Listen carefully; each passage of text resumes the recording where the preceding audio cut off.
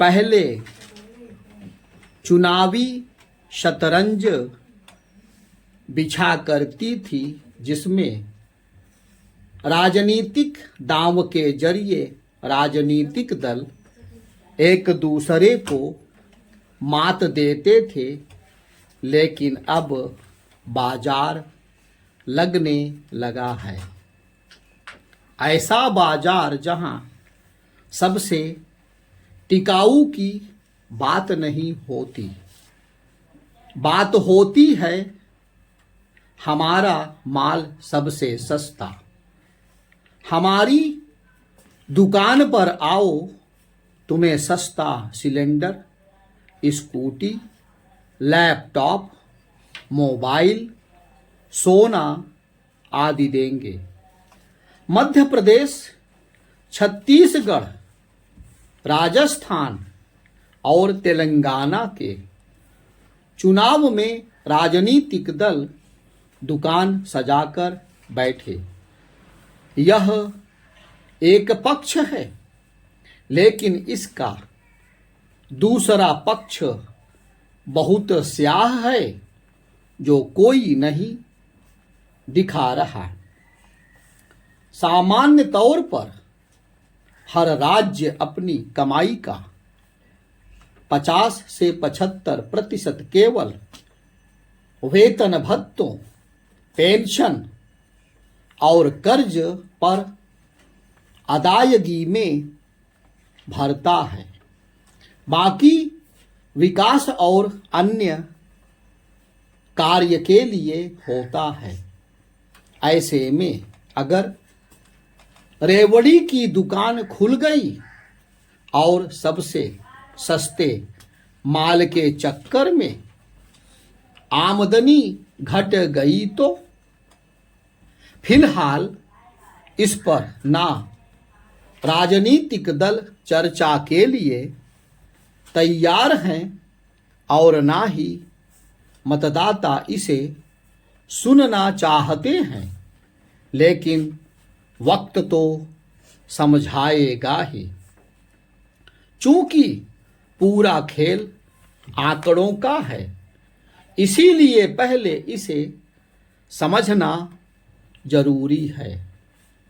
विभिन्न राज्यों के 2023-24 के बजट की समीक्षा के अनुसार बिहार, झारखंड, ओडिशा और पूर्वोत्तर के कुछ राज्यों को छोड़ दिया जाए तो अधिकांश राज्यों का कमिटेड एक्सपेंडिचर बजट के आधे से ज़्यादा है। यानी आधे हिस्से पर तो सरकार का कोई जोर ही नहीं है, बाकी के आधे में ही पूरा साल निकालना है। पंजाब में यह 75% है, तो हिमाचल में 80, केरल में 70, तो बंगाल में 62%।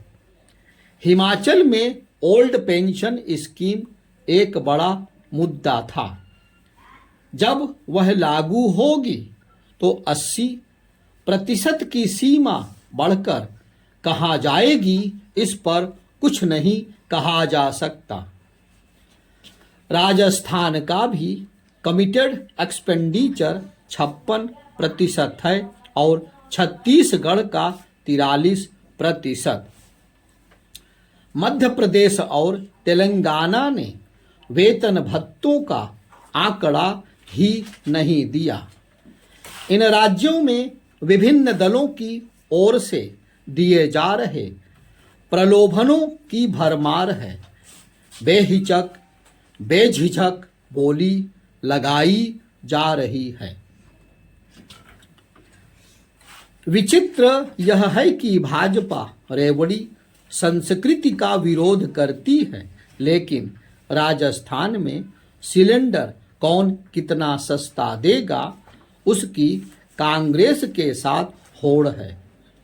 क्या सचमुच इन दलों को विश्वास है कि वे लंबे समय तक दूसरी कल्याणकारी योजनाओं को चालू रखकर और कहीं कहीं इसे विस्तार देते हुए इन रेवड़ियों को जारी रख पाएंगे। दुर्भाग्य की बात है कि इन दलों के घोषणा पत्र में कहीं भी औद्योगिक विकास की बात प्रमुखता नहीं पाती, जो रोजगार के साथ आमदनी भी बढ़ाए। कोई यह बताने को तैयार नहीं कि वह ऐसा शासन देगा जहां विकास कार्य के लिए पैसे की कमी नहीं होगी और सार्वजनिक सुविधाएं बढ़ेंगी। राज्यों के प्राथमिक चिकित्सा केंद्र सामान्यतः उजाड़ पड़े होते हैं, लेकिन 40-50 लाख रुपए के मेडिकल बीमा का दावा किया जा रहा है। तेलंगाना में तो इसकी होड़ है कि घर बैठे बिना काम किए कैसे पैसा बना सकते हैं। भाजपा मध्य प्रदेश में लाडली बहना जैसी योजना से आस लगाए बैठी है, जो शिवराज सिंह चौहान बिना लोन लिए नहीं दे पा रहे हैं। तेलंगाना इस भरोसे के साथ लगातार लोन ले रहा है कि सरकार बनी तो फिर लोन ले लेंगे।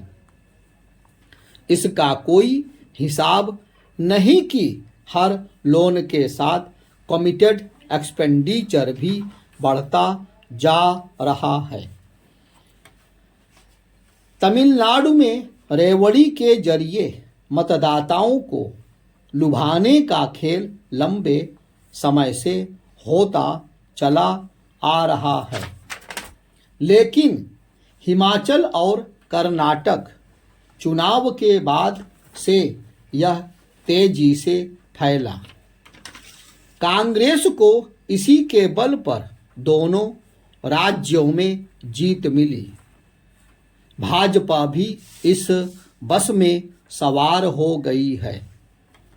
कोई इस पर ध्यान नहीं दे रहा है कि कर्नाटक जैसा धनी राज्य भी रेवड़ी के बोझ तले इतना दब गया है कि उप मुख्यमंत्री डी.के.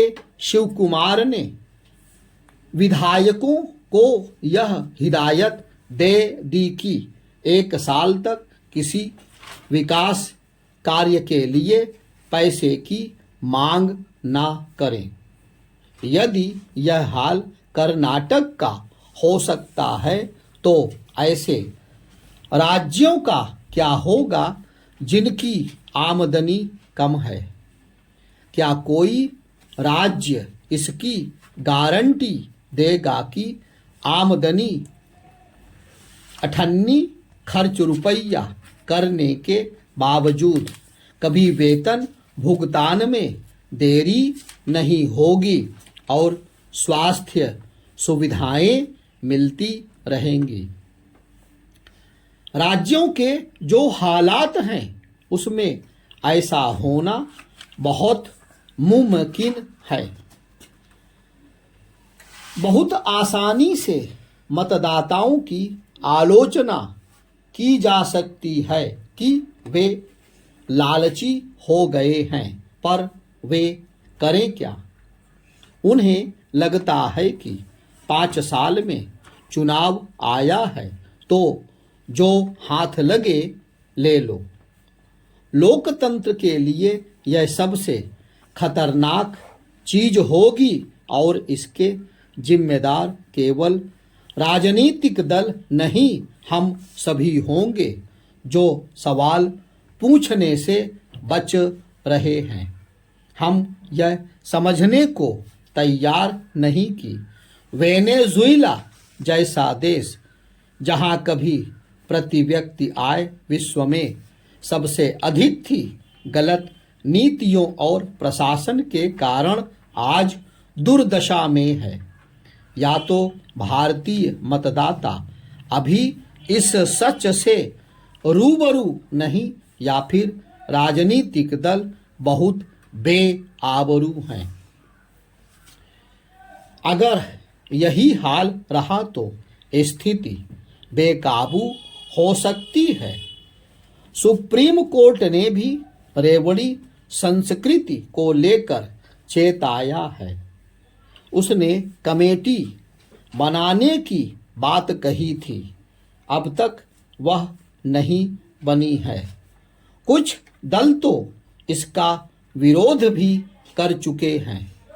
चुनाव आयोग चाहता है कि राजनीतिक दल जो भी वादा करे उसके साथ यह भी बताएं कि उसके लिए वित्तीय प्रबंधन कैसे होगा, पर हर ओर चुप्पी है।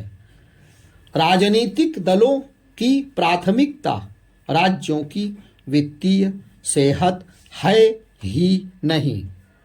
आरबीआई बार बार आंकड़े जारी कर राज्यों को आगाह करता है कि अब वेतन भत्तों पर भी खतरा हो सकता है, लेकिन वैसे राज्य भी रेवड़ी बांटने पर आमादा हैं जो खतरे के निशान को पार कर गए हैं।